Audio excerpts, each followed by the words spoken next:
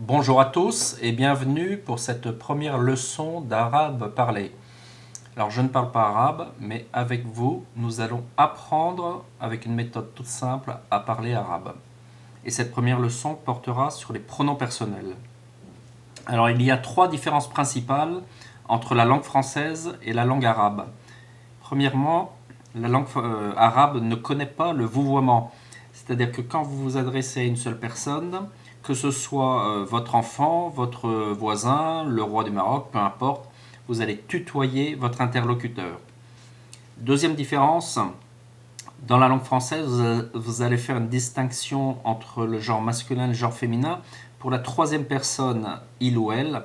Et dans la langue arabe, vous allez faire cette distinction non seulement pour la troisième personne, mais également pour la deuxième personne.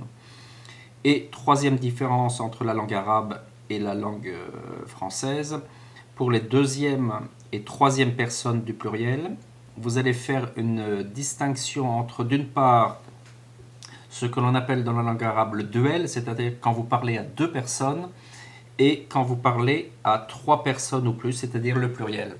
Pour illustrer mon propos, nous allons utiliser un petit tableau Excel. Donc, comme je vous l'ai dit tout à l'heure, vous avez trois pronoms. La première personne du singulier et la première personne du pluriel qui sont neutres, ainsi que la deuxième personne du pluriel quand elle est utilisée pour un duel. C'est-à-dire que si vous parlez à deux hommes ou deux femmes ou un homme ou une femme, peu importe, vous utiliserez la même formulation.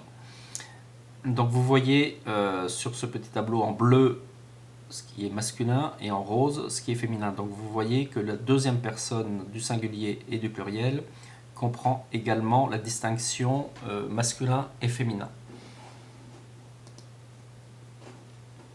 Alors, vous avez ici tout simplement la traduction des pronoms personnels.